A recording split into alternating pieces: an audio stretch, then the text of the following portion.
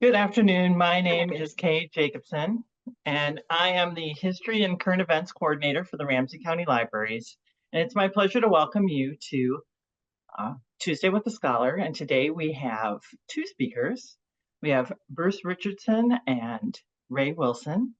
So, how did I book Bruce and Ray? Well, let's say, Judy Woodward used to run Tuesday with the Scholar. Many of you know Judy. She's very beloved. She's who I always wanted to be when I grew up, and now I am.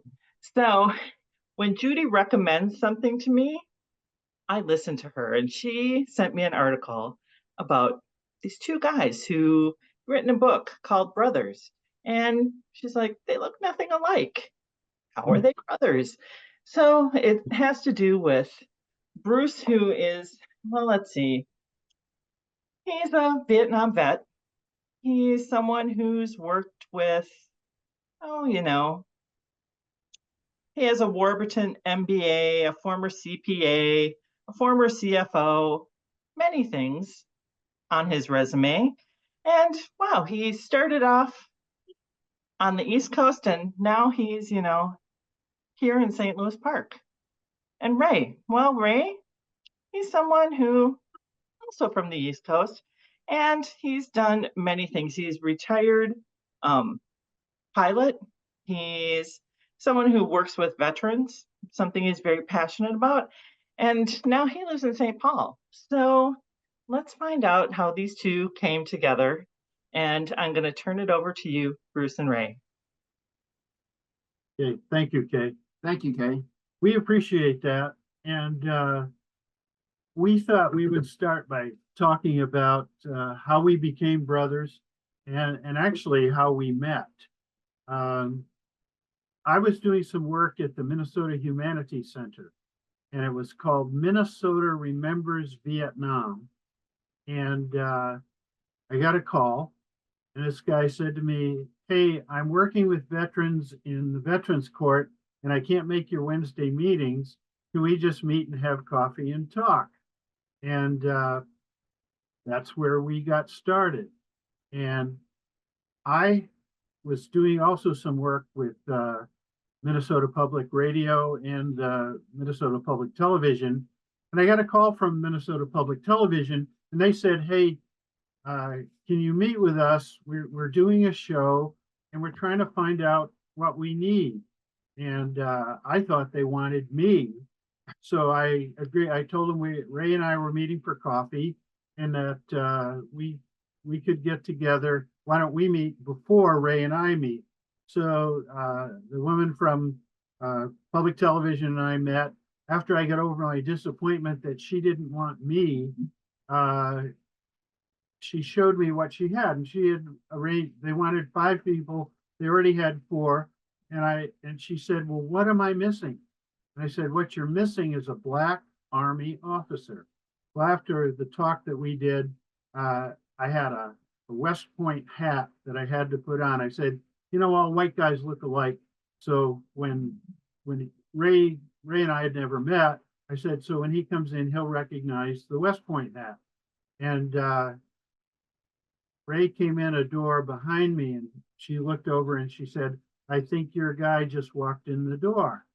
And I looked at him and I said, no, your guy just walked in the door. Well, she hired Ray pretty much on the spot, and he became the star of the show. Well, I wouldn't quite say that I was the star of the show, but I've come to find out that acting, my daughter went through Mankato State and drama and theater major, and I never knew how hard it was to be an actor until I got that part. But for Bruce and I, the military kind of breeds kind of brotherhood. One of the first things you ask a person when you meet them in the military, which I still carry on today, I always ask people, are you from Minnesota? Where at in Minnesota are you from? And if they're not, then I go, I'm an immigrant too. So, but Bruce and I got acquainted first by saying, Bruce was from Rhode Island and I'm from New Jersey. We're very far, very close. And then the biggest thing was that we were in Vietnam, in the same area of Vietnam. He was a year before me. And we had a central point, a province capital called Cu Chi. And all our adventures, or, our year of Vietnam somewhat revolved around that time. And when we mentioned Cu Chi, and we both knew where it was, Yeah, we knew we were brothers right then. absolutely. Because Ray had flown in and out of it. I worked to the west of Cu Chi, out toward the Cambodian border. And as I say, of course, we never went into Cambodia, but we were out toward the border there in some areas called the Hobo Woods and the Iron Triangle. It was part of the route that was taken, that the North Vietnamese soldiers took as they came down on the Ho Chi Minh Trail, and then they came through us towards Saigon. We thought we'd go back, though, and talk a little bit about how we grew up and why the military became so important to us. For me, I think looking back on our childhood together, we were both relatively poor kids. Our prospects in life were not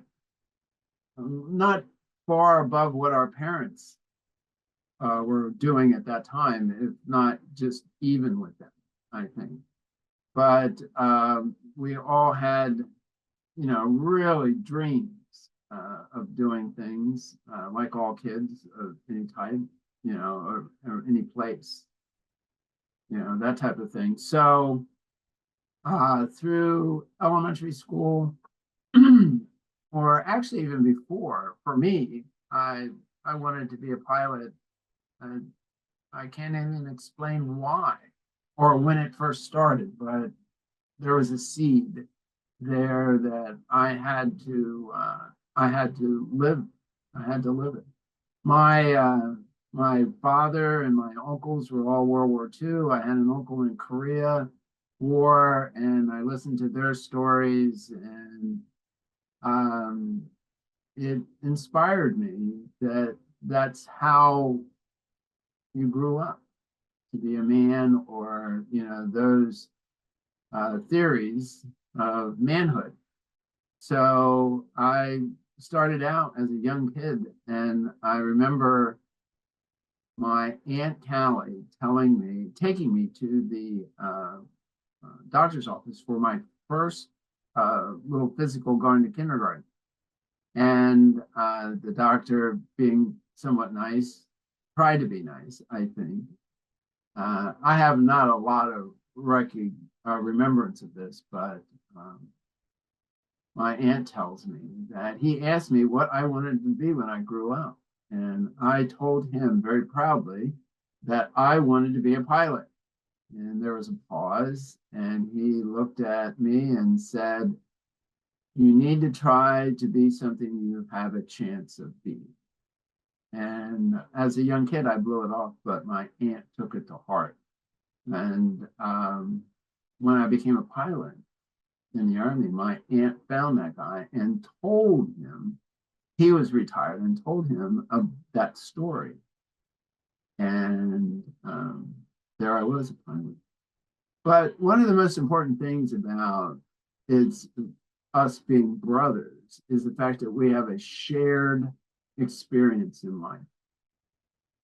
We took different paths, and we didn't really find our brotherhood until we got here 50 years later. Yeah, when Ray was an older guy, that's when we met. By the way, I'm the older brother, just so everybody knows. My quest to the military was similar. I was in a family of 5 kids, and my dad was a union electrician, and I knew that he'd never be able to send all 5 of us to college. And so I saw the West Point story when I was 5 years old. So that's part of the brotherhood too. At that 5-year-old dream, and I just kept that dream. I never let it go. And as I worked my way through school, I'd say, "Oh yeah, I want to go to West Point," and everybody'd say, "Oh sure, kid, right." And gradually, as I worked toward what I wanted to do, in high school, I got into a program called Math Science Accelerated, and they gave us a lot of math courses and stuff like that. And I took the test for West Point. Interestingly enough, I took it a year early. And so I actually got an appointment that year, but of course I couldn't go because I was still a junior in high school. When I took the test the next year, I scored highest in the state. And so I got the appointment from Senator John O. Pastore, who was Mr. Democrat in the Senate, and just really a wonderful man. And I got his appointment. I passed all the other tests. There's a physical, a medical, and all that stuff. And so while I don't push West Point today on people, if someone is interested, I definitely will help them out. I decided to go to West Point, having been accepted, put in 4 years there, then graduated and decided to become an artillery officer. And there's 5 choices you have when you leave West Point, and combat arms are the choices that you have. And what I wanted to do was, I thought, take on my profession. I once asked a psychiatrist friend of mine, I said, am I crazy for wanting to go to Vietnam? And he said, no, Bruce, you're a professional soldier and you need to find out if it works. And that's what we'll tell you about, a little bit of learning how it works. But Ray has a better story on flying, whether it be a Navy pilot or an Army pilot. Well, when all through high school, all through elementary school and high school, when counselors or teachers would ask me what I wanted to do with my life, they would say, I would tell them I wanted to be a pilot. I didn't know quite how I was going to do that, but that's what I would tell them. And they would always tell me there's other things that you have a better chance of being, like being a school teacher. So I took that to heart, and I was in every club there was in my school, and as an average student, you know, not great, not failing, but just right in the middle. I did get to a teacher's college, a small teacher's college in South New Jersey, and there proceeded on my way. And about my junior year, when I was really getting frustrated because I didn't want to be a teacher. I didn't want to do this. I wanted to do something else. And one day, the Navy came into my school, and the student union started recruiting for pilot training. And my eyes just blossomed up and my brain opened. I ran right over to the guy and says, I want to do this. What do I have to do? So he gave me he says, okay, signed you up right now, and we're going to go take a test. So I took the next day, I took the officer candidate test, and then took the flight aptitude test. And a week later, I went to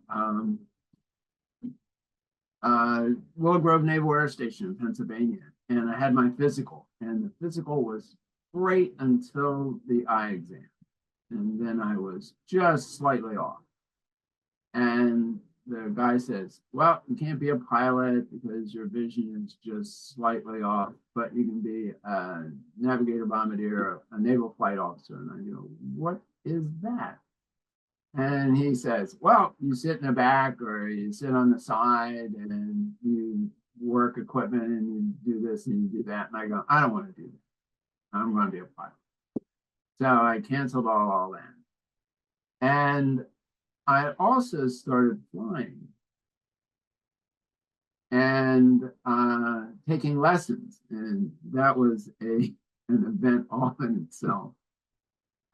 Even in the mid 60s, even in New Jersey, there was a prejudicial aspect to certain fields. And being a pilot was one of them. And when I went out to try to find a flight school. There were a couple that turned me down just because I was a young black man. But I went to one, I kept on pushing, and I went to this one in a place called Bridgeport, New Jersey, and the guy goes, yeah, we'll teach you how to fly. And once I took my first lesson, that was it. So I knew I had to do this, but there I was, I got my degree, and I went, I was going to go teaching, and I was going to do all that, but I was still flying. But then I ran out of money too, and I couldn't fly, and I had to pay back my little bitty student debt and all that. So my flight instructor said, the Army has a flight training program, and they'll take you even if your vision is a little off. So the Vietnam War, this is in 1968, and the Vietnam War was really kicking on. So they really needed many helicopter pilots, period. So I went down to the Army recruiter and took all the tests and passed them all. And there I was. I had made a choice one night and said I came in the next day, signed all the paperwork, and there I was, delayed enlistment. And that's how I got to flight school in the Army. Well, and part of the story in the book is of what we went through to go through basic training and all that stuff. And that's why if you're a veteran, whether you've been in combat or not, we don't think that's the big deal. The big deal is you've been through the training, you understand what the military is trying to do, and you go do it. And you may end up in combat, you may not. When I was in my senior year of high school, my English teacher, who'd been in the Korean War, tried to talk me out of going to West Point. He couldn't do it. So I went. My art teacher cried. But I went off, and the basic training that you go through at West Point, it's different from the normal enlisted basic training, but you learn the same things. You go through the drills with the rifles. I was a terrible shot. And so I had never handled a weapon until I went to West Point. And then it took me a while to even qualify as the lowest level of marksman. But eventually I did. I mean, I was in what they called the late show, which meant it took a little longer for me to qualify. But what I did find out through my 4 years of training, and that includes the basic Army training, the advanced Army training in my sophomore year, then you go out to a unit and learn how to operate. And part of what I did was I learned artillery. And that was part of the reason that I chose to be artillery when I left West Point. That's the combat arm I chose, because one thing I could do was shoot those big guns. And I thought that was exciting. So between the smaller rounds, the 105 howitzers, the 155s, and then the 8-inch, which send a 200-pound shell through the air, it was an amazing experience. And I decided, okay, that's what I'm going to do. So I left West Point and became an Army officer. But before I even got to combat, they sent me to airborne school, where I was jumping out of airplanes, Ranger school, where it's small unit tactics, and then into an Army unit at Fort Bragg, North Carolina, which is no longer Fort Bragg because it was named for one of those Southern traders. And so today it's Fort Victory, I understand. But I haven't been back there in a long time. But Bragg was fun because it was an airborne unit, and I got to jump out of airplanes usually once a week or so, and it was fun. And jumping out of airplanes is really a rush. Everybody should try that at some point. Well, my experience once I got in the Army proper was a long airplane ride from New Jersey to New Orleans, from New Orleans to Fort Hope, which has changed its name too, Louisiana. And it was the middle of summer, and it was hot, and it was rather brutal. Within 24 hours, I thought that I had made the biggest mistake of my life. The drill sergeants got us off the airplane right there and started yelling and screaming, and I was not used to that. Even football wasn't that big. And they decided that they were going to, not decided, but they changed us, tried to change us right away from being civilians or getting that to being soldiers.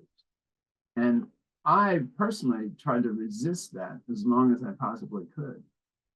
And after 24 hours of being yelled at and getting your hair cut off and digging almost naked with your down to your underwear and putting on army clothes, 8 o'clock in the morning, it turned out to be, I was sitting in my bunk, not my bunk, I was in a barracks in a bunk with a bunch of other new guys, and I'm putting my head in my pillow, crying away. And the guy below me came up and said, "Are you all right?" And looked at him with tear-filled eyes, and I said, "No, I'm not all right." And he goes, "Let's go outside. Let's go outside and have a cigarette." So I went outside, and that guy became my best friend. We chatted until they came and got us and did other things too. But we went through basic training together. We went through officer school together. We went through flight school. And I found that the challenge, even though I tried not to incorporate a lot of the Army ways, or military ways, it was difficult not to. And but I went through the training, and once I got into flight training, I loved it to death. It was challenging.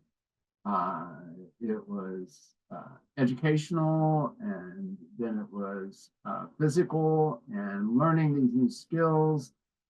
And unlike civilian flight training, where they just said, "Okay, you can, we'll just teach you this, this, and this until you get it." In the military, it's you get a check ride at the end of each phase. If you don't pass that check ride, you're out. You have to do something else.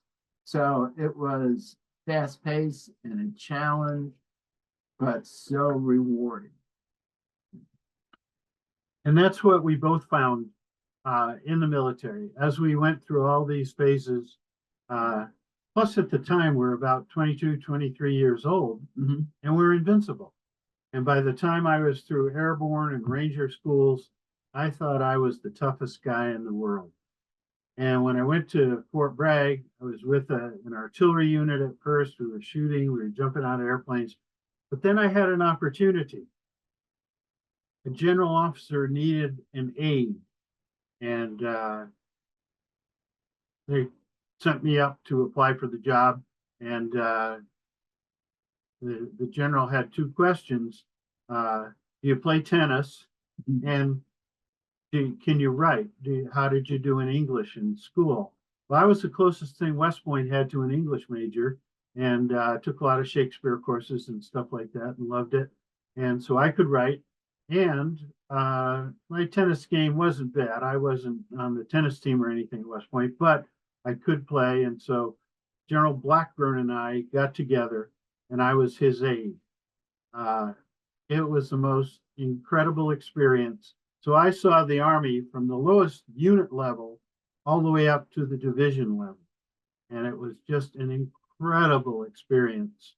And when he got orders to go up to Washington, D.C., I put in to go to Vietnam. And that was my transition. And so between all my experience after those, by that time, 5, almost 6 years in the Army, I knew what I wanted to do. I wanted to be the best officer I could be, and I wanted to be an artilleryman and try out my skills in Vietnam.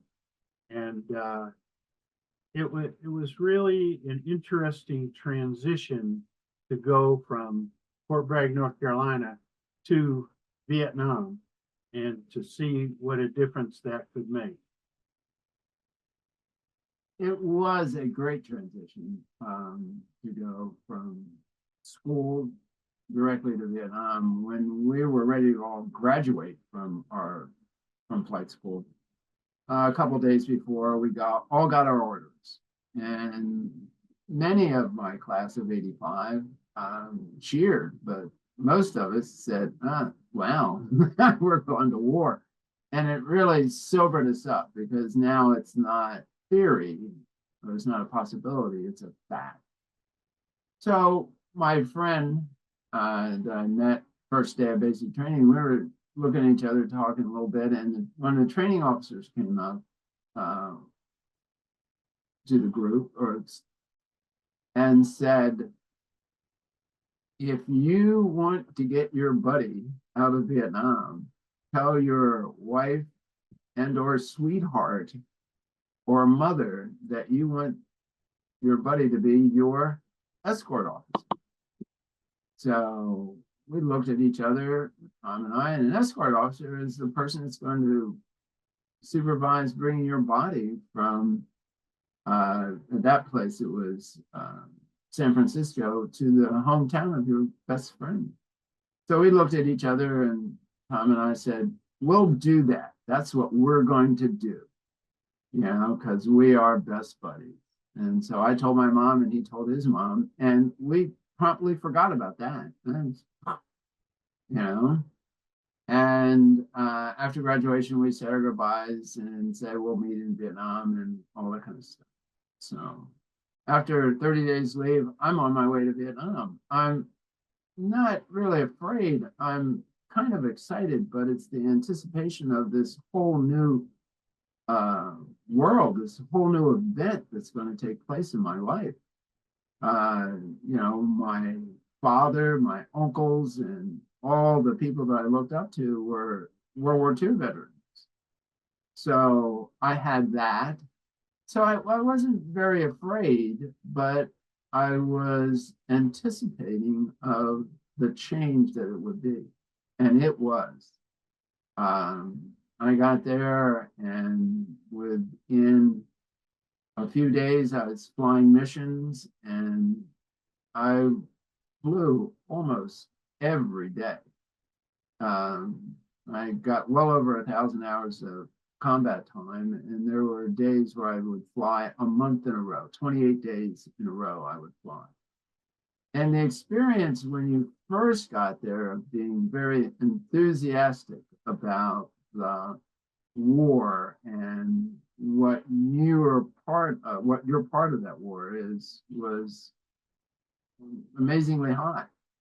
But within a very short time, with talking with the people who've been there, the pilots who've been there, it becomes tedious. And you look out there, and all you can think about is the people that are riding in the back of your helicopter, or the people that you're going to support. And that becomes your driving effort to get out every day, to go out there and fly, is that the people that you're going to support, your fellow soldiers. I thought I have a section of the book that I'd like to read. We'd love to have you buy the book or read it at Ramsey County Library. You know, we like the book. It's available on Amazon. The fact is, though, that my part of it, a lot of it is in quotes. And the reason that it's in quotes is because when I left for Vietnam, my mother handed me one of those legal pads, the yellow legal pads, and she said, now you write to me every day. Well, I did. I wrote every day. I didn't send the letters off every day. About once a week, I'd send her off a letter. And that's the reason a lot of my stuff is in quotes, because she saved every one of those letters, kept them in a file. And my sister, after my mom passed away, my sister shared those with me. She gave them back to me. And that became the basis for my part of the book on the Vietnam section. And one of the things that happened to me was, and again, another reason that we're brothers, we were both shot down in helicopters. And the part that my being shot down, it starts on page 120 of the book, and it says, "My faith in God has been fully confirmed and justified." We had a 2-battalion operation up in Bonsoy, and I figured it'd be an easy day because I wasn't in charge of the artillery. It started out that way. In the end, it was not. It seemed all the forward observers called in contact at the same time. 2 were moving in from the west and 1 from the east, about a mile apart. Alpha and Charlie companies of the 212, which is a battalion, ran into a bunker, and the machine gunner, who was also the point man, got killed right in front of the bunker. The North Vietnamese Army soldier grabbed his M60 and all his ammo. This colonel and I were bringing in some CS grenades. Those were affect the eyes, and to the 212. And that nasty guy opened up on our chopper with the M60. It was unreal. We're about 500 feet above the bunker, and the pilot tried to turn to pull away. The engine roared, and then nothing. Silent. We crashed. Chopper was on fire right beside me. I yelled, "This thing's burning. Let's get the hell out." The colonel and the pilot were already making a low crawl back toward our troops, and I tried to pull out my radio. I didn't go anywhere without that radio. Colonel Currick yelled, "Forget it. I'll buy you a new one." So I grabbed my map and got the hell out of it.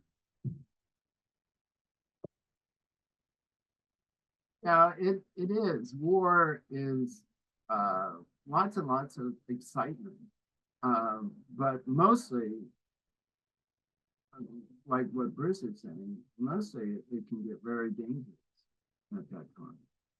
But then those are only small bits of time. Let me step back a minute. Those are only small bits of time. For me, most of my missions were resupply. So I would be filling up my helicopter to the point where I could not see my crew chief or gunner. And we would fly off into some fire support base or up on a mountaintop, and we would resupply these people, our people all over the place. And it can get kind of funny too. I mean, one mission I recall, because I remember Vietnam mostly by all the funny things that I did, kind of off the normal military track, one would say.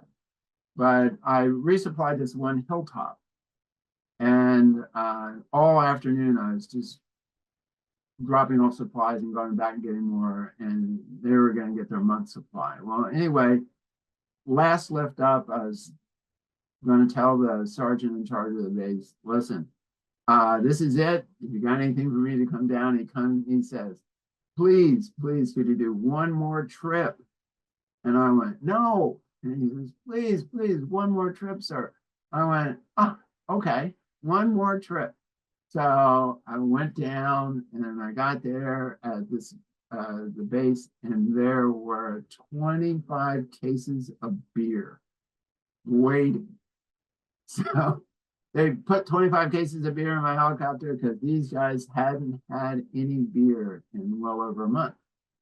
So I landed, and they were smiles all over the place, like I brought them their mail, like I brought them their sweethearts.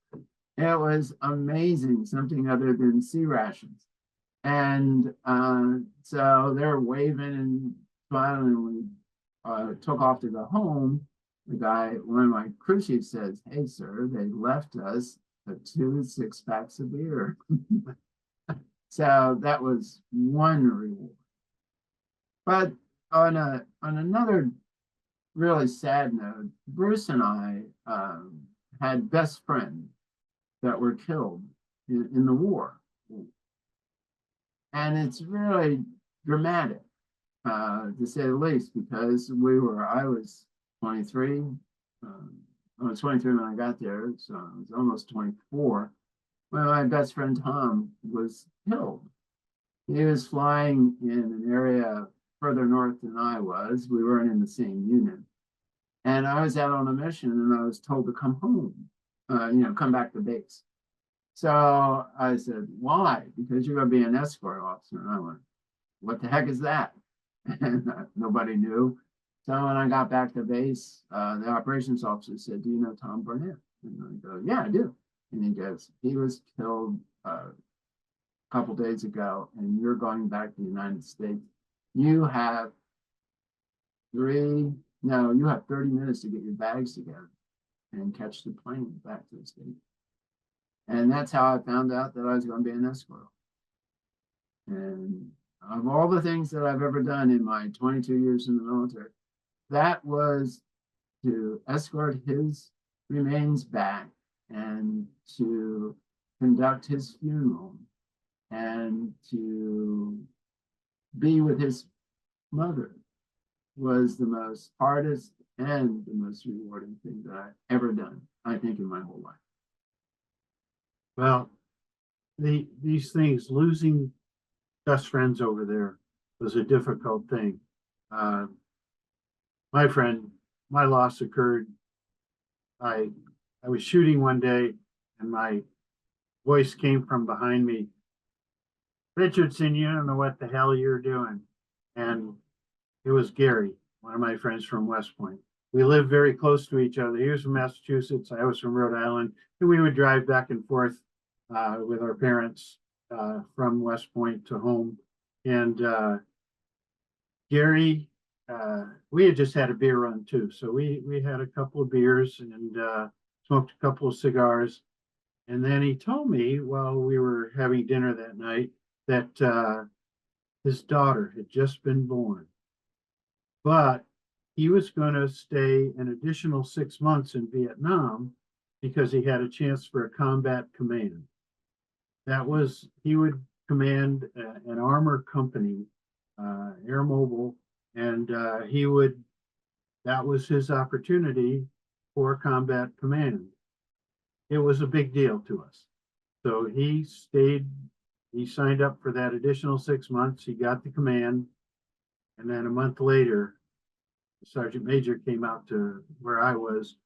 And he told me that Gary had been killed. And by that time, he had been buried at West Point. I just couldn't believe it. And I started shooting. My original case in Vietnam was to protect those guys around me. That's what I was there for. But after that, it was taking on people for revenge. Story I told about being shot down in a helicopter, that's what taught me revenge is not the answer. And having lost Gary was a big blow to me, to my mom. I always thought my mom liked Gary better than she liked me, but I know that's not true. But we used to joke about that. It's one of those tough things. You lose a lot of friends. I lost 33 classmates in Vietnam, and it was a tough time. We then get to the place where we'll wrap this up here with a couple more stories. I was in the position where I was thinking of making the Army a career, but what I wanted to do was to go back to grad school, get an MBA, then go back and teach at West Point. I went back to the Washington, D.C., talked to the personnel operations people, and this colonel sat me down and he said, Captain, this is what we're going to do. And they were going to send me to a couple more schools and then ship me back to Vietnam for tour 2. At this point, I had 6 months to go in the Army. And I told him, I said, look, Colonel, here's the deal. You send me back to grad school, send me to West Point to teach, and then I'm looking forward to staying in the Army. And he said to me, Captain, the Army doesn't make deals. Well, tour 2 in Vietnam, having been hit the first time, shot down in a helicopter, I thought I had tempted fate long enough. And so I decided to get out and I went back to grad school.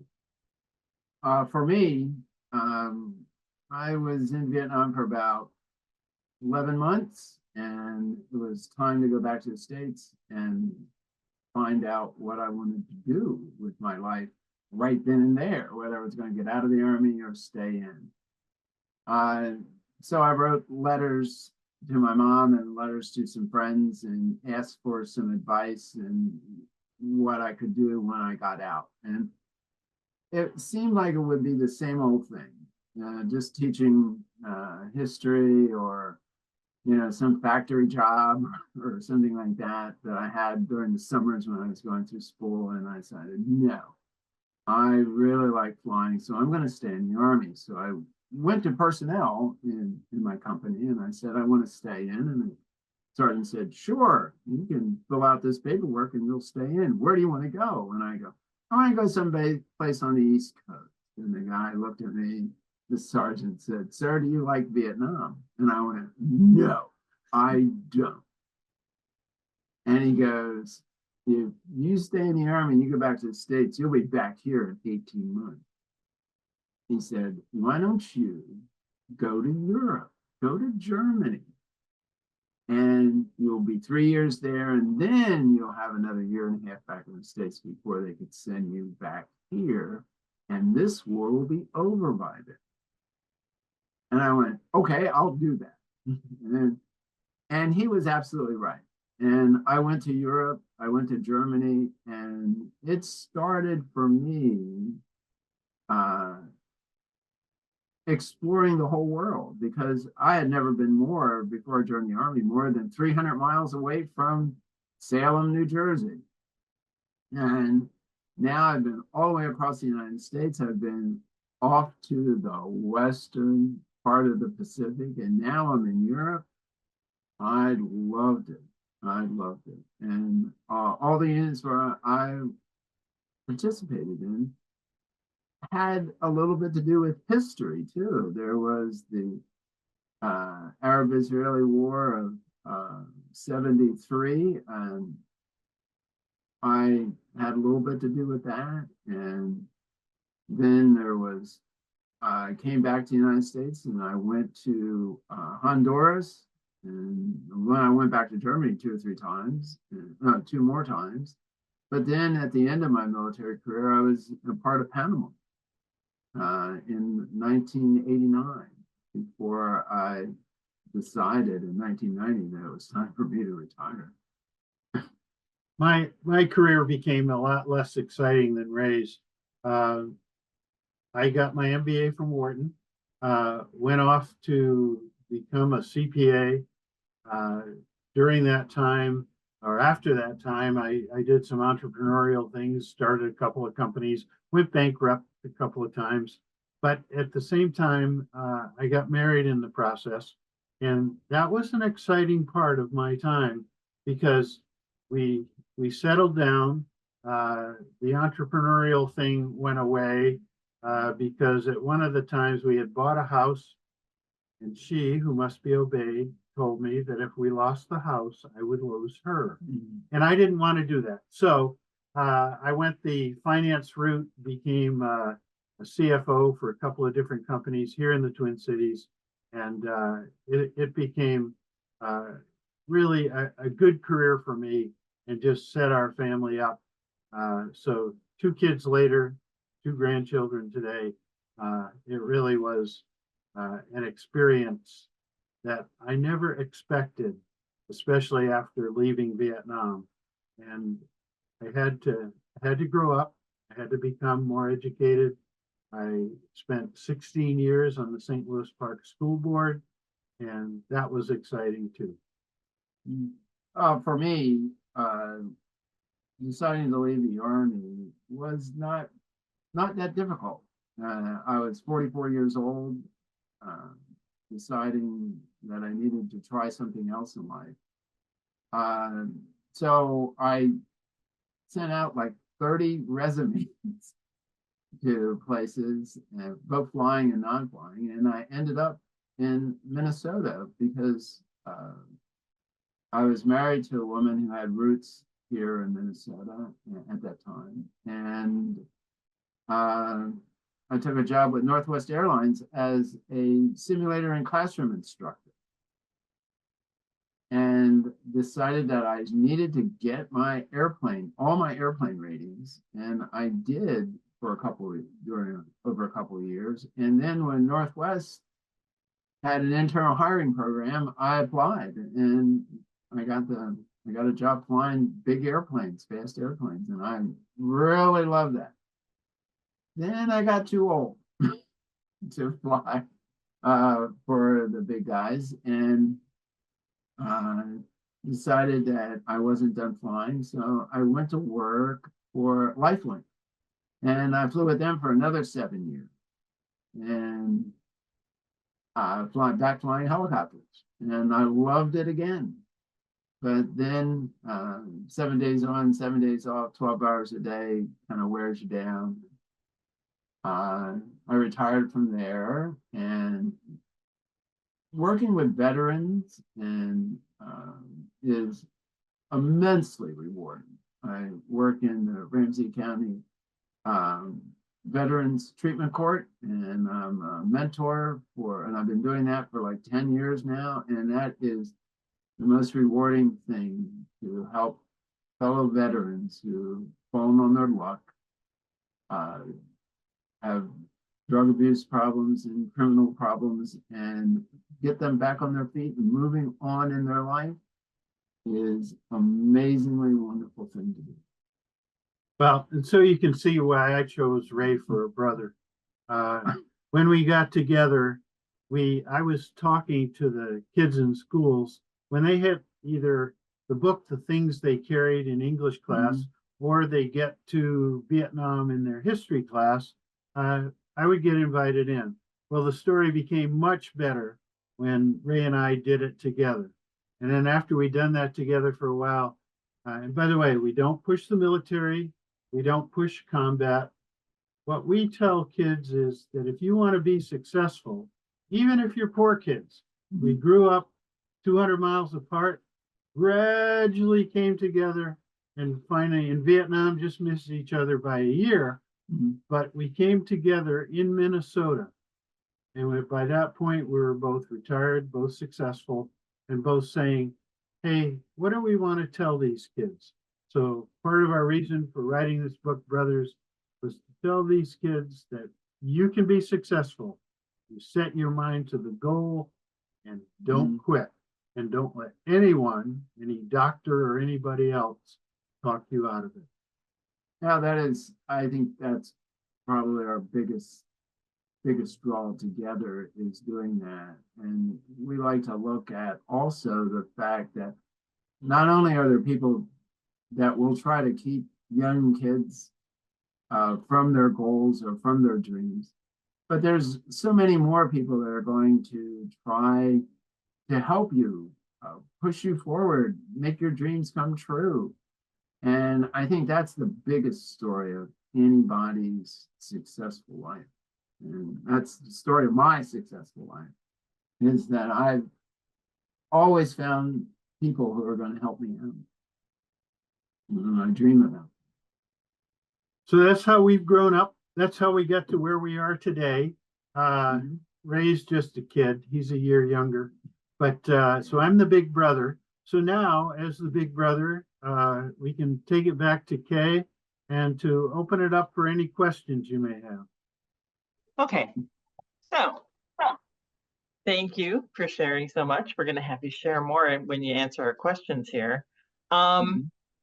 First off, we have a thank you for your life and military career stories. And this person is sorry for your losses of so many friends and colleagues.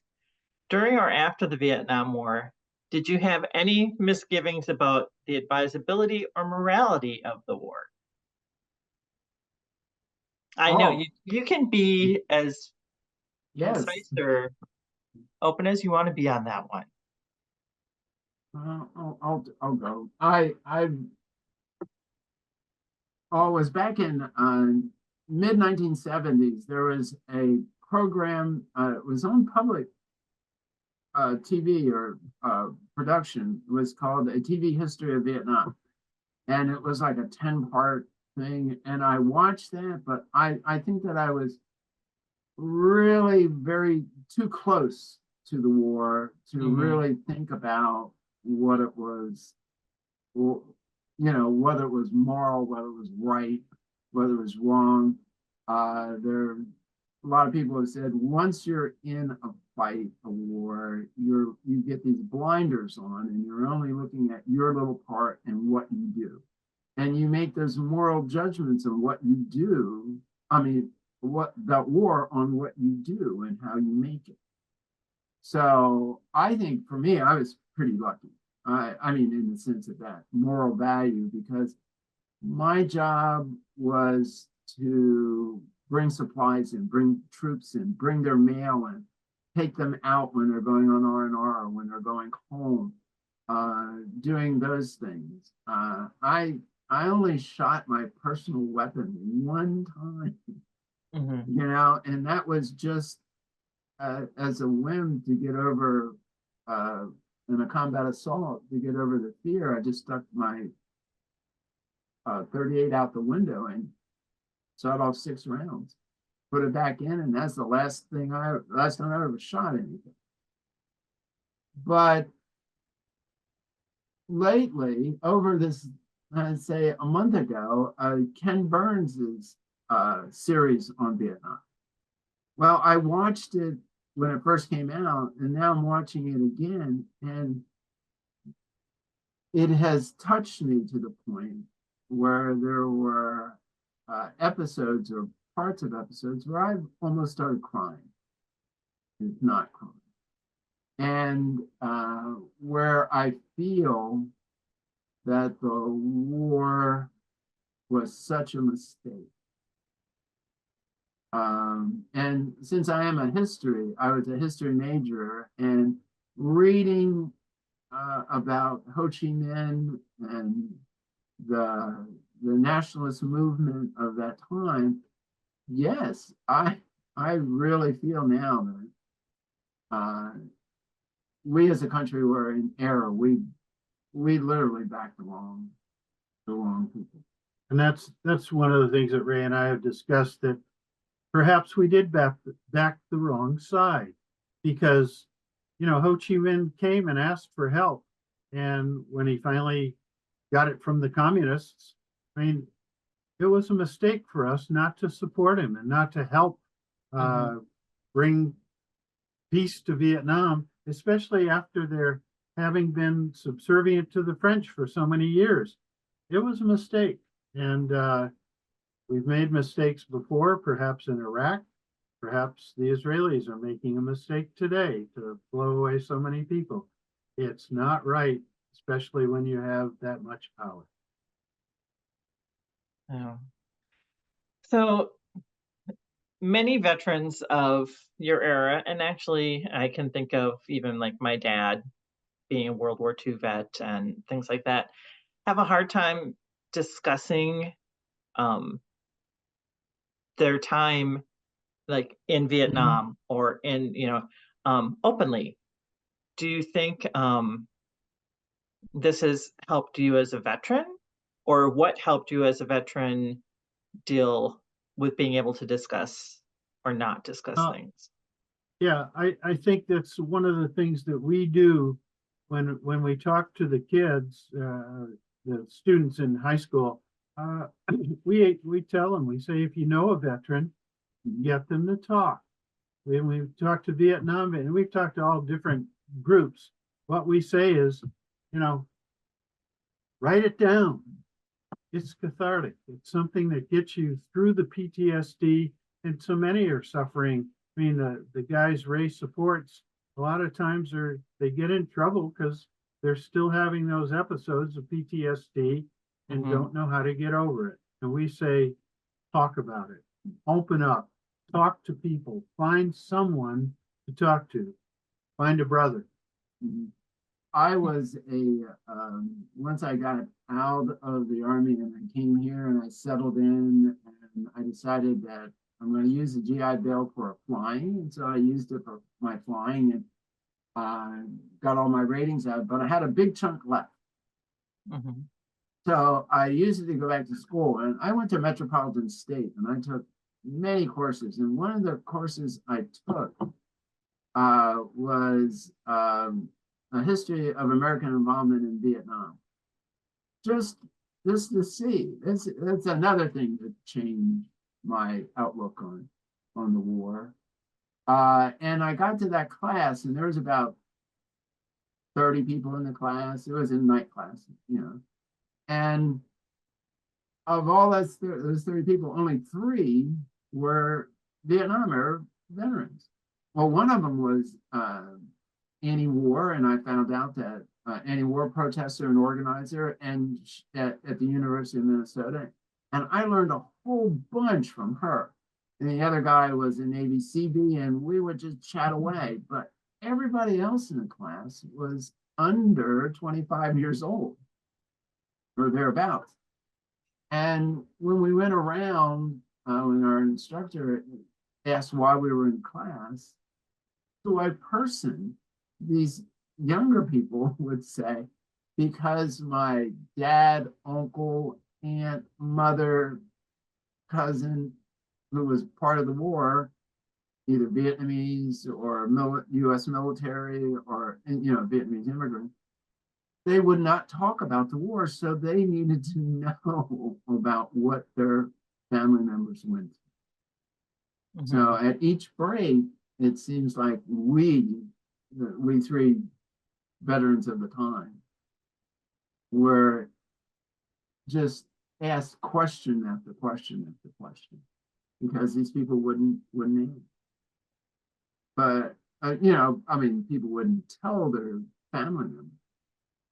But I could understand that, because when I got home, my friends, well, some of them wouldn't even ask me where I'd been for a Mhm. year, for 2 years, you know. And when I tell them, they would walk away. But that was 1971. So, with your experiences, how do those influence your views of like the more recent conflicts that the U.S. has been in terms of, I can see you're going to have a completely different viewpoint being a veteran than someone who's been here at home. And it's, I think, important to realize that, yeah, there's 2 sides to this. There's the US side, the political side, and then there's the personal side. So, okay, that's my input on this question. But I I'm actually still connected, and the connection is with my adopted daughter. We didn't really adopt her, but she's from St. Louis Park. She wanted to go to West Point, and so when she was trying to get in, she had a problem with the medical side, and she called me for help, and I said, Megan, happy to help you. I had the same problem. I worked through it. Here's how you do it. And she worked through it, went to West Point, graduated. Today, she's a major in the military police corps. And she'd been through Afghanistan, led as military police. She led convoys there. And so that had been my connection. And to see what she went through compared to what we have been through, how do you look at Iraq and Afghanistan and the things that are going on today? It's very difficult. Iraq, you know, I felt was a huge mistake. Afghanistan, we sent a lot of soldiers over there, but the Russians were defeated and, you know, left with the tail between their legs, and we didn't do much better. And so it's in these political situations, solving it by war doesn't seem to be the right answer to me.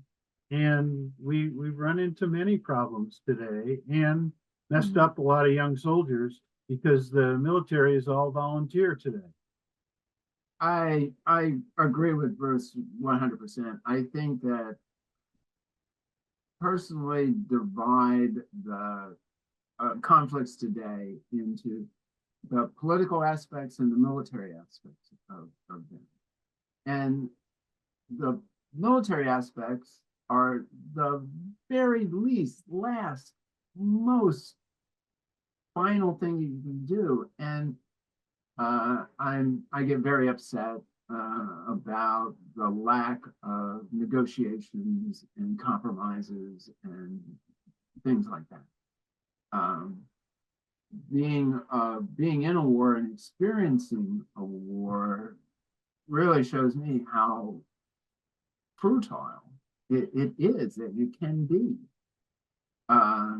You know, without that last bit of effort, you know, before you resort to any of the military things. So I think that that's what this is. They've gone far beyond what's necessary. And I've worked through my political beliefs that way too, you know. I am not, I don't believe that the military has no place, but it does have a place. But politically, things have to happen first. Okay, Ray, you mentioned being in Vietnam for 11 months, and I'm not sure if you mentioned, Bruce, how long you were in Vietnam. 364 days, but who counted? I was actually there 12 months. It was the 11th month that I decided to stay in. And Okay. I was there actually 366 days. But who's counting? Okay. Yeah. I know. Well, and I that, know, yeah. Kay, that was one of the things everybody counted. Yeah. And Ray jokes, when you get below 100 days, what is it you say? I can't even see over my boots. Yeah. 100 days. Because you're so short. And that was the expression everybody used when you got down to a few days. You'd yell out, short. And yeah, we counted the days. Okay. So did it feel longer than that, or did the days just kind of mix together sometimes? Or, I mean, Yeah. It was a long time. I think that the longest time was the first 3 months. That was it seemed like I was there forever. I was born there. And then it went really quick. For about 6 months, it was like, yeah, I was doing something that became very familiar. You know, I get up in the morning, we had our routines of doing things and stuff like that. And every now and then something would happen very exciting and the days would go by really, really fast, or something would happen really slow, but it went pretty quickly in that middle. But then the last 3 months, it just struck on and on and on, and I didn't think I'd ever get through. okay. One of the complaints we did get about the book is that we didn't explain certain things very well. One of the things that happens to you when you're new in country, they call you an FNG. And that's an expletive deleted new guy. And so as an FNG, nobody talked to you for about the first week. And that was a long time because they wanted to find out who you were and what you were made of. And the thing that got me in with the group was very early in my experience when I was out in the bush with as a forward observer for an armor company. The guy replaced had been killed, and they called him Foe, and that's FO, that's forward observer. And after we got in our first firefight and I called in artillery and all kinds of stuff, the guy started calling me Foe. Then I knew I was accepted and things were much more comfortable. Not that the time speeded up, but it made it simply more comfortable to get through those things.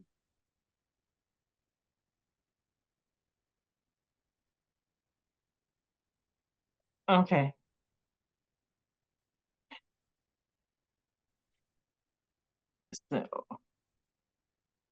Okay. I don't know if you guys can hear me. Yeah, we can. Okay, sorry. You're kind of breaking up on me and I'm losing the audio every once in a while. So I'm like going, have they finished answering their question? Oh, And then yeah. you'll pop in and you're still talking. I'm like going, great, okay. But I think it's my internet is kind of questionable on this end at the moment. Um, how can this question is how can the partners of like your partners or also partners of other veterans participate in the experience and um, this is kind of she's saying how do you relate or is it only a male experience, but I happen to know that there were women over in Vietnam, just not Right. necessarily as soldiers. So I mean you have to have, so that's what I'm going to say as partners.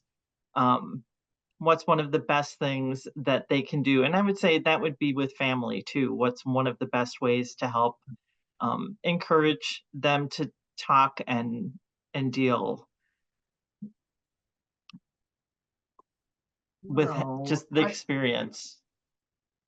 I think that our partners, family, uh, just by listening and encouraging um, your veteran to talk about their feelings whenever they come up.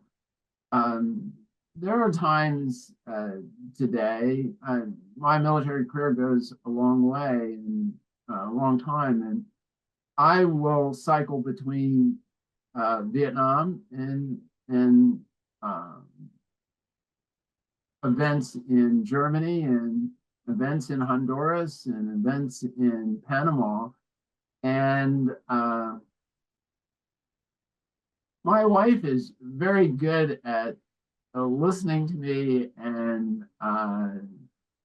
asking me how I feel about those things, and then um, filing them away for me, you know. And she's um, I've been married this time for 27 years, and she didn't know me when I was in the military. She knew me after the military, so this was kind of new to her. But you know, she didn't do all the moves and all the traveling and all the waiting, you know, if I would be coming home or not. And yet, she has a great empathy for for that for me. When I tell her stories, she'll let me know if I've told it before and if anything else is new about it or something like that.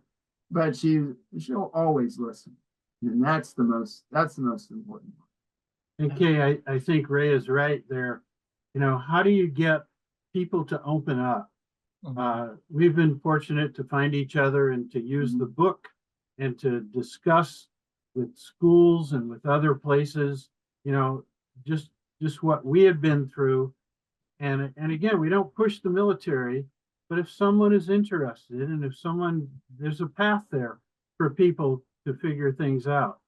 The difficulty with some of the wars that have gone on since is it has involved both men and women in, and now the women in combat roles. And that's a whole different picture. I mean, in Vietnam, it was Army nurses were the women that we met the most. And, you know, I do a Vietnam show with the Fabulous Armadillos. I don't know if you've ever heard of the Armadillos or not, but the Armadillos are the best cover band in the world. And we just finished 5 shows at the Chanhassen Dinner Theater. And those guys put on a show, but they do the music from Vietnam.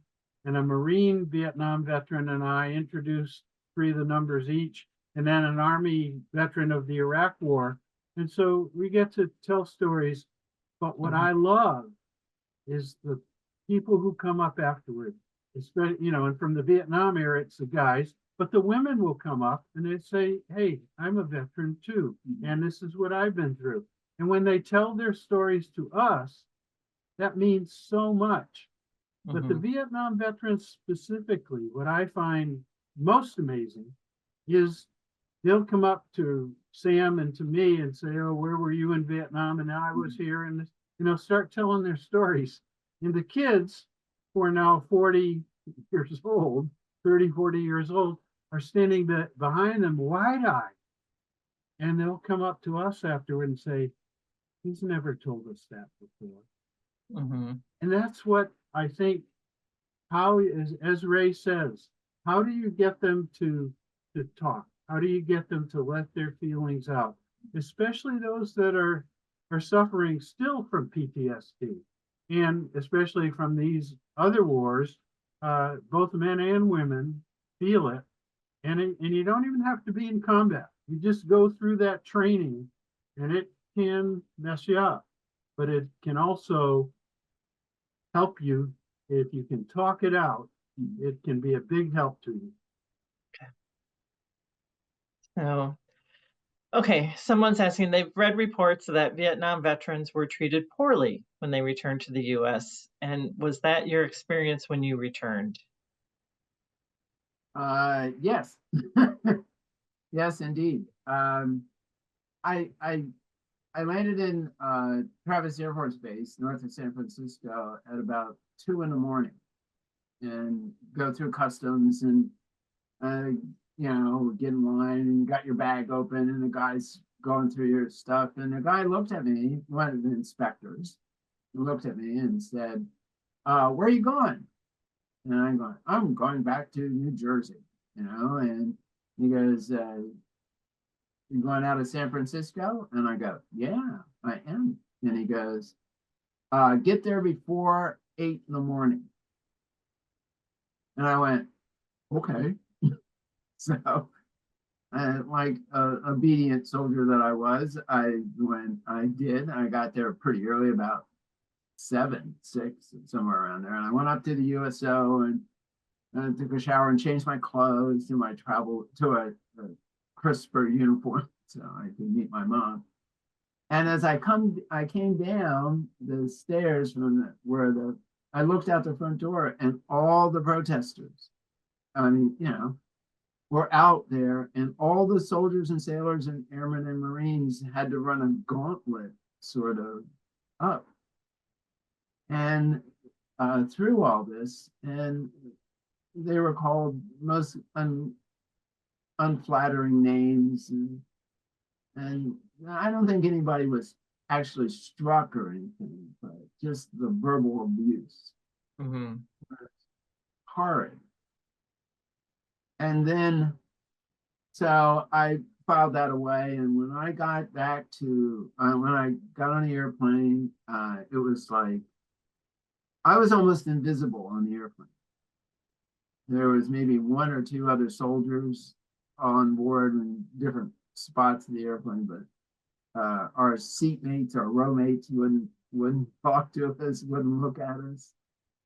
And then when I got home in Philadelphia, there was my mom, and big hugs and all that kind of stuff. But it was like you were nothing. Everybody just went by, and or if they looked at you, they were very angry, sort of. They gave you a disapproving look. And then getting home, backwater South Jersey, there's not a lot going on there. A lot of tomato fields and cornfields, but it was like people didn't care. I mean, nobody would ask, and I took off my uniform right away, but I still had my hair cut. And, it was, nobody really cared about it. When I come back from Vietnam, I really didn't have any problems like that. As I mentioned, I was an airborne ranger. I was the meanest guy in the world. So I just put my arm up that had the ranger tab on it. Nobody had messed with me. But I also had a good experience that I was pretty sure I was going to get out of the Army at that point. So I went skiing. Once I got home, I went skiing for a week, and then my duty station was Fort Carson, Colorado.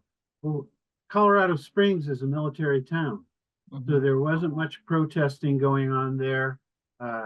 I played rugby for the Colorado Springs Grizzlies. I skied a lot, and the only bad thing that happened was I got made the commander of an artillery unit there too, and these guys were trying to get me to stay in the Army, and it was just it was fun. I skied a lot and I just had a great time. And as I mentioned, I went back and told Washington what I wanted to do, and they said no way. So I was going to get out, and but Colorado Springs for me it was just an exciting time, and I never had people give me any grief at all. And as I say, I worked with some great military people who took good care of me. Okay. And I went right to Germany right after, after my 30 days leave, and I went right to Germany. And it was like an environment in my unit, this small aviation section I was in, we were all Vietnam vets. So we all talked about what we did or how it affected us. And we turned it into a safety meeting. Don't do this because you will get hurt doing that, or don't do that. And then also because of the fact that it was the height of the Cold War, Mhm. and the Germans and NATO we were welcome. We were looked upon as somebody that was protecting.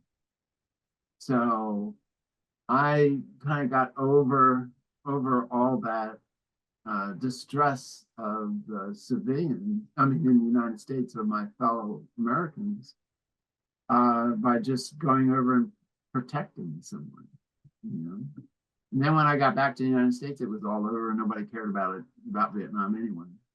Okay. So in terms of being able to go to Germany almost right away afterwards, do you feel that, and with the civil unrest Right. here in the States, do you feel that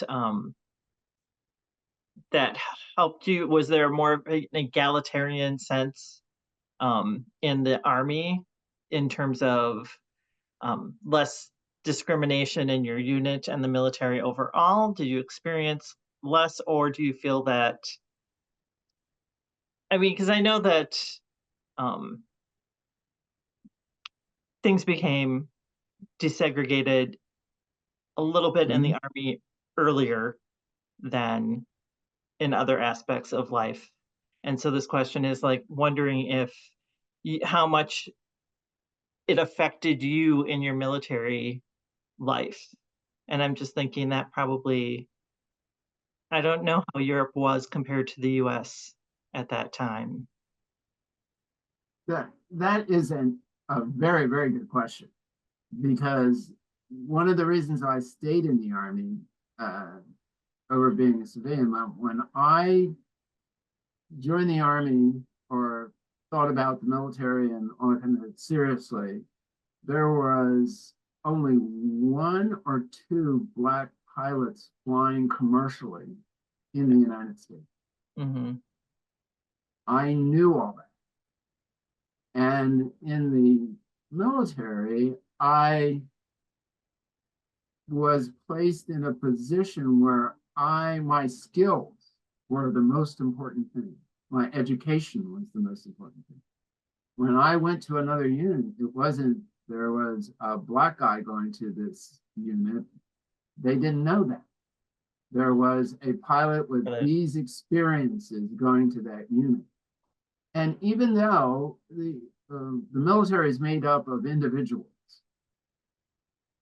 and individuals take with them all their history and their family's history and all that. So there is some prejudice. There was prejudice in the military, Mhm. but institutionalized prejudice was gone.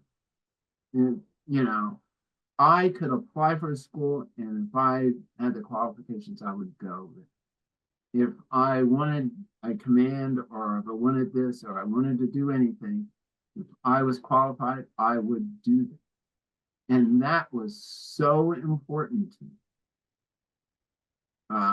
And the whole idea of being in this arena where there was diversity all over the place Mhm. was just amazing to me. You know, when I got out of the military and I came to Northwest Airlines, there were very few people of color in the organization, in the whole airline, still in the whole airline. And so by being in the military, I felt cared about, I felt appreciated, and I was not the only one. I find that interesting because that's part of what we shared. With my white privilege, I could go pretty much anywhere I wanted to. That's why grad school made it even easier for me, and going to Wharton made it easier to get into business and that kind of thing.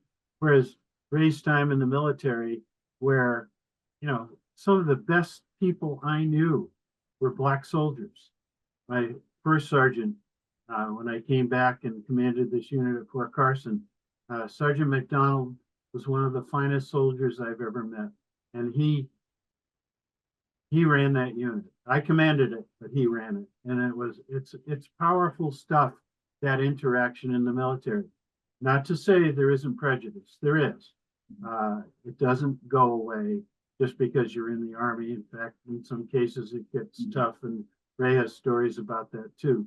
But at the same time, it is a pathway for young Black men, and for me to be a poor kid, to come back and then have West Point on my resume, to have, and by the way, you wear your merit badges, as Ray says. He's totally qualified, even if he's only less than 2% of Black pilots, even in the military. He still has these wings, he has these medals from Vietnam. He's a highly decorated soldier, and they can't take that away from you. And when you walk into that unit and they see what you've done, they respect it. Mhm.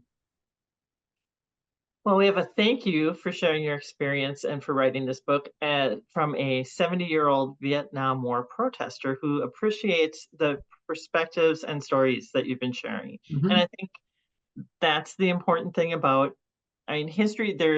I'm also a history major, and there's the big viewpoint, the big overall, the dates and all of the, the perspective from the eagle eye. But then what I always found fascinating, it's the stories, it's the individual stories that give you a completely different perspective, because there's truth to those individual stories that shines a different truth from the big overall perspective. So really, really excited to hear the personal ones here. Well, we'd like to add one more thing, because the person we work with and helping us with our book, Kathy Henderson, helps us out. And she was a protester at the University of Minnesota. And to hear her tell her stories, that was part of our Minnesota Humanities Center. Kathy and I were on the same team, and to hear her stories of what she went through in her protests, she told me to recruit the guys into their group.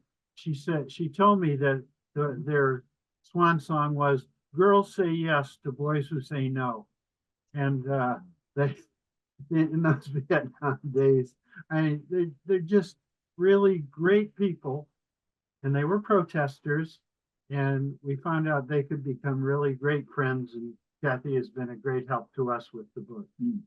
Mm-hmm. So, okay, little personal note here. Two of our listeners out there say, David Steele, a co-worker at Lifelink, says hi, Ray. Oh, wow. David, yes. Hi, David. So, okay, so I had to put that in there. And okay. So, like Bruce mentioned, we have the book in the library in case anyone wants to check it out and read it. It's a great little read. So we have 4 copies in the Ramsey County Library system, and always something that you can do. I'm not seeing any other questions at the moment. So we're going to do a wrap up, and you guys can, anything you want to say in closing? Oh, You're thinking. oh, yeah, think for a second here, but I want to thank everybody for coming, and I wanted to be grateful for this this session. It's been rewarding for me to tell my story a little bit more and in a little different way than maybe I put in the book and all that kind of stuff. But it does help to put things in a good perspective. Mhm. I think I agree with Ray that that's a great word, that perspective. It helps us to tell our story. And every time we tell it, whether it's in a classroom or in a big group or at a library or at a bookstore, where we've done them all, we find new perspectives, and we just love the questions that come in because they help us open up and help us tell different aspects of our story. And we've been able to grow so much from finding a brother and being brothers. And then for those who come to us and want to hear our story or want to share their stories, we find that very powerful. And so we urge people to get out there and tell their story and use any open forum that they can. We've spoken at churches, at schools, at different places, and every time we learn something new, and we really appreciate those who are willing to share. Yes, absolutely. Sharing one's story is very important for history, for their history, their family's history, our state's history, our nation's history. Yeah. So the link for this recording will be up on the library website and on the Ollie YouTube site in approximately a week, I'm going to guess. And so you can always send people here if they can't come and see you in person. I mean, that will highly encourage that. But yeah, so once again, I just want to thank you on behalf of Ollie and the Ramsey County Libraries. Thank you for coming and sharing your story. Thank you for showing up, all of you patrons and participants out there. And also thank you to Grayson Simmons, our tech person from Ollie, who's been keeping us running and recording this. And I just want to wish all of you a great day. So thanks. Thank you very much.